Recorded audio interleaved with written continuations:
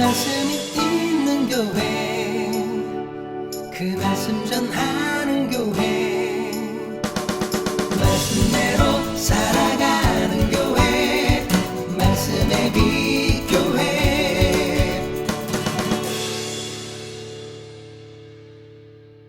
십자가에 달리셨던 주님께서 사흘 만에 부활하신 그 날을 기억하고 기념하면서 섬기는 날이 오늘입니다. 부활주의를 맞아서 기쁘신가요? 안 기쁘세요? 뭐가 기쁘세요? 주님이 부활하셔서 기뻐요? 기쁘죠? 뭐가 기쁜가 하는 겁니다. 우리는 부활주일이면 교회마다 칸타타도 하고 잔치도 하고 이렇게 하는데 정말 기쁜 소식이죠. 그런데 이 부활주일이 나에게 왜 기쁜 소식이고 나는 정말 기쁜가 하는 그 의미를 좀 살펴보고자 합니다. 예수님께서는 안식 후 첫날 부활하셨죠. 안식일 다음 날 부활하신 거예요. 자, 오늘 본문 1절 말씀입니다. 안식일이 다 지나고 안식 후 첫날이 되려는 새벽에 막달라 마리아와 다른 마리아가 무덤을 보려고 갔더니, 그러니까 안식 후 첫날이죠. 안식일은 오늘 우리로 치면 토요일입니다. 그러니까 안식 후 첫날, 주님께서 부활하신 날은 무슨 날이에요? 예, 주일이죠. 일요일 날 부활하셨어요. 그래서 안식 후 첫날, 일요일을 주님의 부활하신 날, 주의 날로 우리가 주일로 섬기는 겁니다. 그래서 예배하는 거예요. 뭐 들으신 분도 있을 거고 나중에 기회가 되면 왜 우리가 주일을, 일요일을 안식일로 섬기는가에 대한 것도 말씀을 드리도록 하겠습니다. 예수님께서는 안식 후 첫날 주일 부활하셨어요. 그러니까 예수님께서 십자가에서 죽으신 날은 언제였어요? 안식일 전날이었죠. 그러니까 안식일 전날 죽으시고 안식일 하루가 지난 후 안식 후 첫날 부활하신 거예요. 자, 마태복음 27장 62절입니다. 그 이튿날은 준비일 다음 날이라. 대제사장들과 바리새인들이 함께 빌라도에게 모여 이르되, 그러니까 이때는 안식일이에요. 준비일 다음 날은 안식일이에요. 그런데 준비일이라고 표현을 했죠. 파라스큐엔이라는 준비일이라는 말은 안식일이나 유월절에 대한 준비하는 전날로서의 의미를 가진 말입니다. 그러니까 안식일이나 유월절이 되면 유대인들은 그날을 준비해요. 그래서 준비일이에요. 안식일 전날입니다. 유대인들은 유월절이나 안식일에 일을 하면 되나요? 안 되나요? 안 되죠. 정확하게 여러 규정들을 정해서 지금도 마찬가지지만 저 스위치를 켜거나 끄는 것도 못하게 규정을 정해놨습니다. 거리는 몇 킬로 이상 걸어가면 안 돼요. 그러니까 유대인들이 모여있는 회당은 어디 있냐면 마을의 가운데 있을 수밖에 없어요. 이 마을의 사람들이 안식일에 예배를 드리러 회당에 가야 되는데 몇 킬로 이상 걸어가면 안식일법에 걸려요. 그러니까 모든 사람들이 그 법 안에서 모일 수 있는 가장 중앙에 회당을 짓는 겁니다. 그러니까 예수님께서는 그렇게 안식일 전날 준비일 오후 3시경 제9시경 소리를 지르고 숨을 거두셨죠. 그러니까 오후 3시경 돌아가셨어요. 그러면 안식일이 언제? 안식일 전날 돌아가셨는데 안식일이 언제 시작되냐면 해가 지면 시작이 돼요. 우리는 다음날 12시, 그러니까 날이 밝아야 새날이 시작되는데 유대인들은 해가 지는 그 순간 새로운 날이 시작되는 거예요. 그러니까 보통 해가 지는 6시를 기점으로 삼습니다. 근데 그렇게 돌아가신 예수님의 시신을 내려다가 장사 지낸 사람이 누구예요? 아리마대 사람 요셉이죠. 아리마대 요셉이라고 알고 있죠. 자, 마태복음 27장 57절 58절입니다. 저물었을 때 아리마대의 부자 요셉이라 하는 사람이 왔으니 그도 예수의 제자라. 빌라도에게 가서 예수의 시체를 달라 하니 이에 빌라도가 내주라 명령하거늘. 그래서 아리마대 사람 요셉이 예수님의 시체를 받아서 세마포에 잘 싸서 원래는 자기가 안장되려고 파놓은 새 무덤에다가 예수님을 장사 지냅니다. 그리고 큰 돌을 굴려서 막았죠. 그런데 그때가 언제였어요? 저물었을 때입니다. 저물었을 때는 해가 지기 직전이나 직후의 황혼 무렵의 어둠을 가리킨다고 합니다. 그러니까 유대인의 날짜로는 뭐예요? 안식일로 넘어가기 직전이나 막 넘어간 다음이에요. 근데 저물었을 때 시체를 달라해서 장사를 지내면 됩니까? 안 됩니까? 안식일이 돼버리면 못해요. 그러니까 아리마대 부자 요셉은 안식일이 되기 전에 이 일을 막 하는 거예요. 예수님께서 운명하신 날이 금요일이었으니까 토요일이 되기 전인 금요일 저녁, 금요일 오후 3시에 돌아가셔서 금요일 저녁 6시가 되기 전까지 3시간 어간에 이 모든 일이 이루어져야 돼요. 예수님이 돌아가셨다는 소식을 듣고 빌라도를 찾아가서 예수의 시체를 달라하고 또 골고다로 가서 예수님의 시체를 내려서 세마포로 싸서 무덤에까지 안장하는 게 3시간 안에 다 이루어져야 되는 거예요. 얼마나 서둘렀겠습니까? 안식일이 되기 전에 이 일을 다 끝내고 집으로 또 돌아가야 돼요. 그러니까 엄청 빨리 했겠죠. 그러면 예수님의 시신에 어떤 처리를 할 수 있었을까요? 없었을까요? 아무것도 못합니다. 서둘러서 장사 지냈기 때문에 해가 지기 직전까지 아마 허겁지겁 하느라고 최대한 세마포에 싸서 그냥 안장하고 돌을 굴려서 무덤을 막았을 겁니다. 그래서 시신에는 아무런 처리를 하지 못하고 그냥 세마포에 싸서 장사 지냈던 거예요. 오늘 본문에는 마태복음에는 기록이 없지만 마가복음에 따르면 이 여인들이 뭘 사다 두어요? 향품을 사다 둡니다. 그래서 안식 후 첫날 안식일이 지나자마자 이 향품을 사가지고 무덤으로 가는 모습을 볼 수 있습니다. 자, 마가복음 16장 1절 2절입니다. 안식일이 지나매 막달라 마리아와 야고보의 어머니 마리아와 또 살로메가 가서 예수께 바르기 위하여 향품을 사다 두었다가 안식 후 첫날 매우 일찍이 해 돋을 때에 그 무덤으로 가며. 향품을 왜 사다 두었는지 이해가 되시죠? 예수님을 장사 지낼 때 아무것도 바르지 못한 거예요. 보통은 우리는 염을 한다고 하죠. 그러니까 시신에 이런 어떤 절차들이 다 있는데 아무것도 못한 거예요. 시간이 없으니까. 그냥 세마포로만 싸서 안장을 한 겁니다. 여인들은 계속 보고 있었죠. 그 모습을 다 보고 있다가 이 향품을 사가지고 주님을 저렇게 장사 지낸 게 안 되잖아요. 그래서 날이 새자마자 안식 후 첫날이 되려는 새벽 일찍이 무덤으로 달려가는 겁니다. 여인들이 어떤 마음이었을까요? 밤에 잠은 잤을까요? 굉장히 슬픔은 당연했겠죠.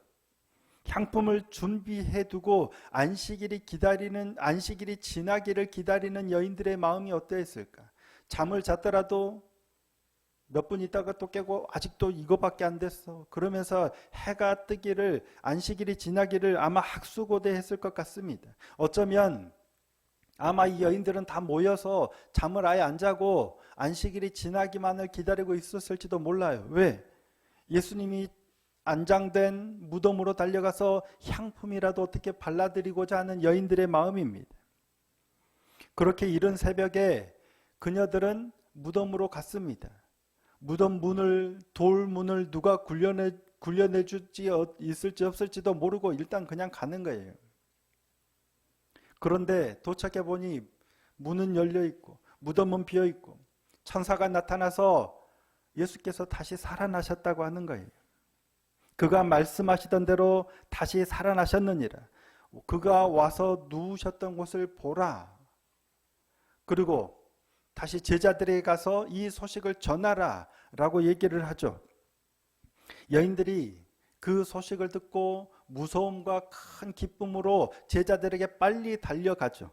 그런데 달려갈 때 예수님을 만납니다.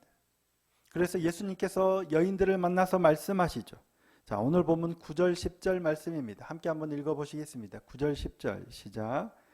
예수께서 그들을 만나 이르시되 평안하냐 하시거늘 여자들이 나아가 그 발을 붙잡고 경배하니 이에 예수께서 이르시되 무서워하지 말라. 가서 내 형제들에게 갈릴리로 가라 하라. 거기서 나를 버리라 하시니라. 아멘. 천사도 그랬고 예수님도 마찬가지입니다. 제자들에게 예수님이 부활하셨다는 소식을 빨리 가서 전하라. 그리고 갈릴리로 가서 나를 만나리라는 소식을 전하라고 하시는 거예요. 그런데 여자들이 그렇게 갈 때 경비병들은 어디로 가냐면 성 안으로, 예루살렘 성 안으로 갑니다. 그래서 대제사장들에게 있었던 일을 다 그대로 얘기하죠. 천사가 나타나서 뭐 굴려내고 뭐 예수의 시체는 없고 뭐 여인들 뭐 이런 지진도 났고 이런 일들을 다 대제사장들에게 알립니다. 그런데 대제사장들이 어떻게 합니까? 장로들과 함께 모여서 의논하죠. 작당을 하죠. 그가 부활에 있었던 일 그대로 얘기할 게 아니라 거짓말을 하자고 합니다.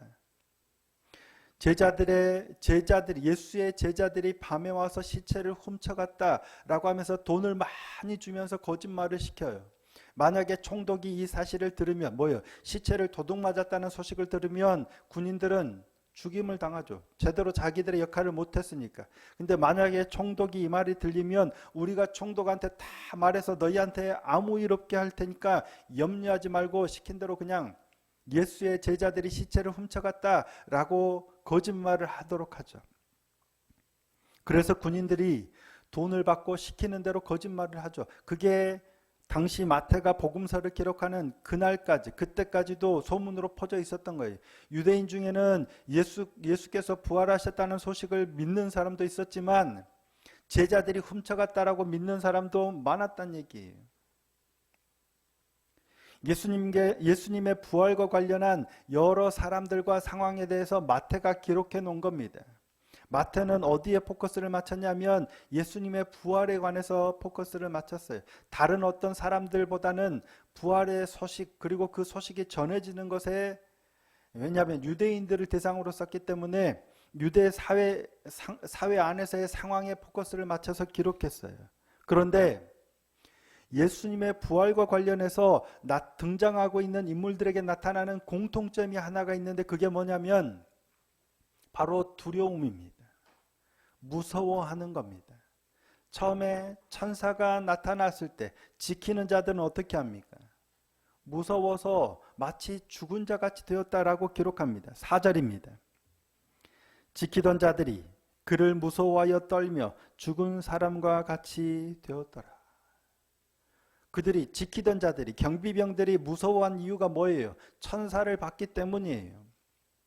천사의 그 위용 있는 모습을 보고 두려워 떠는 겁니다. 그 형상이 번개 같고 눈같이 흰 옷을 입은 모습을 보고 두려워 떠는 겁니다. 지키는 자들만 무서워했을까? 여자들은 무서워하지 않았을까? 자, 5절입니다. 천사가 여자들에게 말하여 이르되 너희는 무서워하지 말라. 십자가에 못 박히신 예수를 너희가 찾는 줄을 내가 아노라. 무서워하지 않는 사람에게 무서워하지 말라고 얘기를 할까요? 무서워하는 사람에게 무서워하지 말라고 얘기할까요? 당연히 무서워하고 있는 사람에게 얘기하는 거겠죠.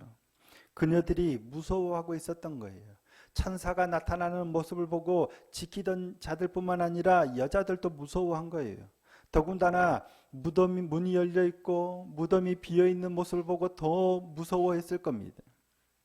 근데 천사를 만난 후 제자들에게 알리려고 달려가는 그녀들의 모습에도 나타나고 있죠.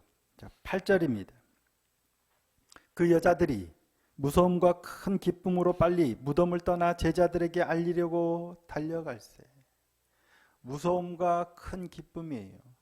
천사를 만나서 소식을 듣고 예수께서 다시 살아나셨다는 소식을 듣고 기쁨도 있었지만 무서움도 가지고 있었다는 얘기예요.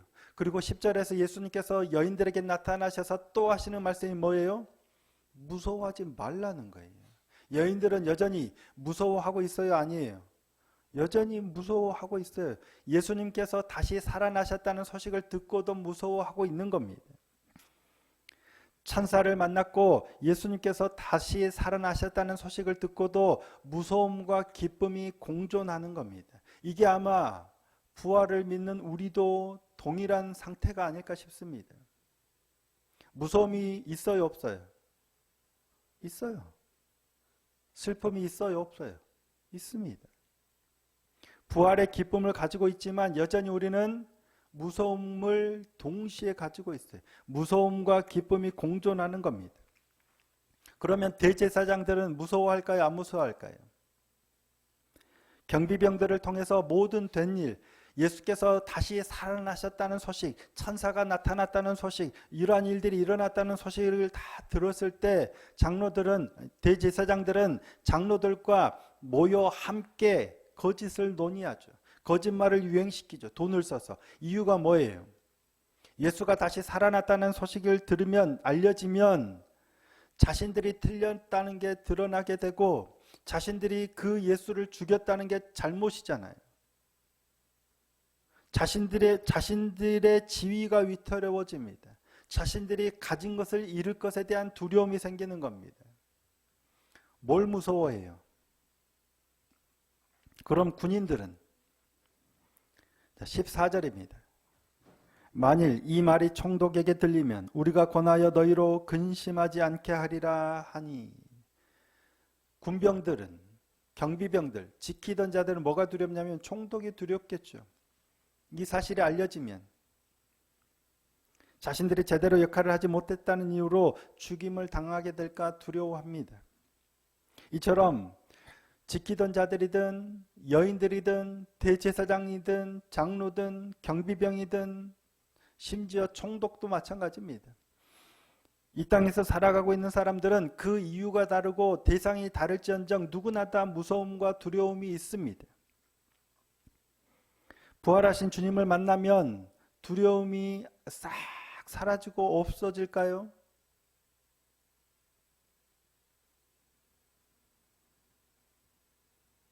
어떠세요? 부활하신 주님을 만난 적이 없으세요? 만나면 아무것도 이제는 두려운 게 없나요? 아무것도 두려움이나 슬픔이 없을까요? 그렇지는 않은 것 같습니다. 여인들처럼 우리도 무서움과 큰 기쁨을 동시에 갖게 되는 겁니다.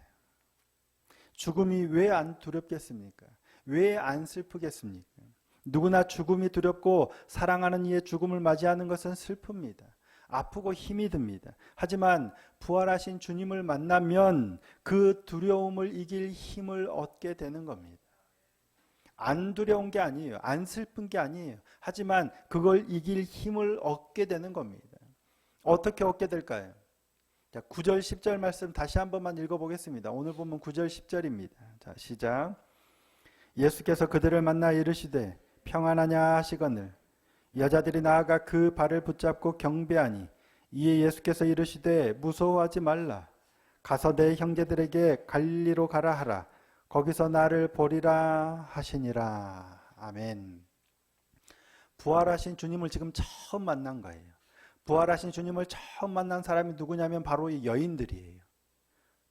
그죠? 여인들이 부활하신 주님을 처음 만났는데 주님께서 가장 먼저 뭐라고 말씀하시냐면 평안하냐. 우리말로는 번역이 의문문이죠. 너희 평안하냐. 하지만 원문으로 보면은 이 카이레테입니다. 카이레테. 무슨 말이냐면 기뻐하다라는 동사가 있는데 이 동사의 현재 능동태 2인칭 복수 명령형입니다. 문법적이죠. 헬라어 문법 배울 때 이렇게 분해를 해야 되는데 무슨 말이냐면 너희는 기뻐하라는 거예요. 평안하냐 물어보신 게 아니고 너희는 평안하라. 너희는 기뻐하라. 명령형이에요. 그러니까 부활하신 주님이 그들을 만나서 처음 하신 말씀은 너희는 기뻐하라는 거예요. 주님이 죽으셨어요. 그런데 처음 부활하셔서 만났을 때 너희는 기뻐하라는 거예요. 이는 요한복음 16장 20절 말씀의 성취입니다. 자, 요한복음 16장 20절 말씀 함께 보실까요? 내가 진실로 진실로 너희에게 이르노니 너희는 곡하고 애통하겠으나 세상은 기뻐하리라. 너희는 근심하겠으나 너희 근심이 도리어 기쁨이 되리라. 근심하죠. 슬퍼하죠. 하지만 그 근심과 슬픔이 도리어 기쁨이 될 거라는 거예요. 그렇게 말씀하셨는데 주님께서 부활하셔서 처음 하신 말씀이 이제는 기뻐하라는 거예요. 근심이 있겠지만 기뻐하라 라고 명령하시는 겁니다. 너희 근심이 도리어 기쁨이 되리라.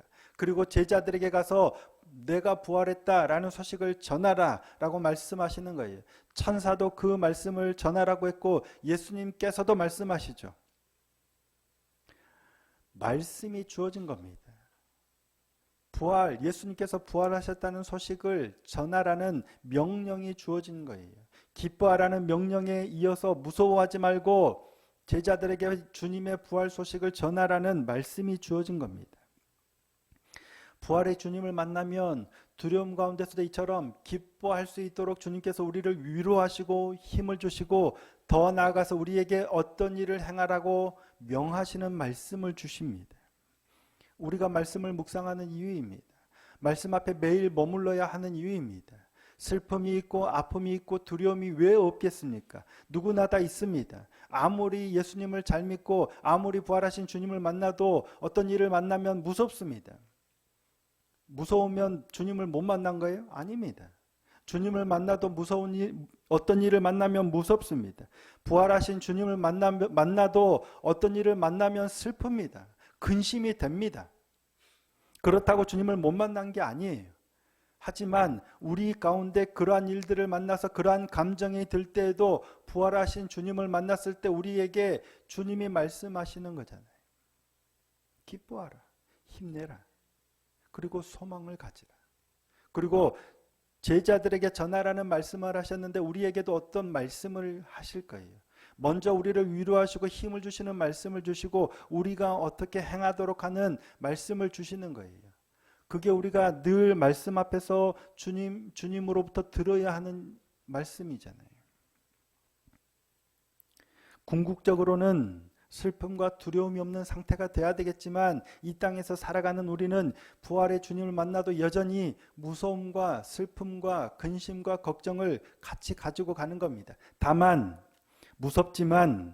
무서움이 완전히 사라진 건 아니지만 그 무서움을 견딜 수 있는 용기와 힘을 얻게 되는 겁니다. 근심이 되고 슬픔이 되지만 부활하신 주님으로부터 슬픔을 이길 수 있는 힘이 주어지는 겁니다. 무서움과 슬픔보다 기쁨이 더 커지는 거죠. 기쁨이 변하여 희락이 되는 거고 염려가 변하여 소망이 되는 것. 이게 부활의 주님이 우리에게 주시는 놀라운 능력인 줄 믿습니다. 오늘 우리 교회 안에도 굉장히 슬픈 소식이 임했지만 그럼에도 불구하고 슬픔 가운데 죽지 않는 이유는 죽지 않을 수 있는 이유는 하나님께서 그 영혼을 데리시고 품에 안으셨음을 믿기 때문입니다. 이게 우리의 부활의 소망인 줄 믿습니다. 돌아보시면 각 가정에 문제가 없는 가정이 없잖아요. 저희도 마찬가지고 기도 제목이 없는 가정이 없어요. 다 아픔과 슬픔과 근심과 염려지만 그럼에도 불구하고 우리가 붙들 것은 주님께서 부활하셨어요. 부활하신 그 주님이 우리의 슬픔과 두려움을 소망으로 바꾸시고 기쁨으로 회복하시기를 명하신다는 얘기예요. 그리고 그럴 능력이 있으신 분인 줄 믿습니다. 그 부활하신 주님 안에서 오늘 또 소망을 품고 힘드시죠. 소망을 발견하고 주님으로부터 위로를 얻고 두려움과 슬픔을 이겨내는 능력을 덧입어서 이 땅에서의 삶을 승리하는 복된 인생이 되기를 소원하고 축복합니다. 그 주님의 부활의 능력이 여러분의 삶에, 저와 여러분의 삶에 실제로 임하게 되는, 실제가 되는 놀라운 능력의 하루하루가 되기를 축원합니다. 부활이 내게 어떤 의미일까? 전혀 안 기쁠 수도 있지만 우리 안에 소망을 가지고 주님의 부활을 바라보면 두려움 가운데서도 소망이 싹 틉니다. 전혀 소망이 없는 그 자리에서도 주님의 부활을 바라보면 기대가 생기고 기쁨이 생겨나고 소망을 품을 수 있게 되는 줄 믿습니다. 여러분의 삶 가운데 그런 주님의 부활의 능력이 임하셔서 소망으로 싹트고 놀라운 열매를 맺어가는 복된 인생이 될 수 있기를 예수님의 이름으로 축복합니다.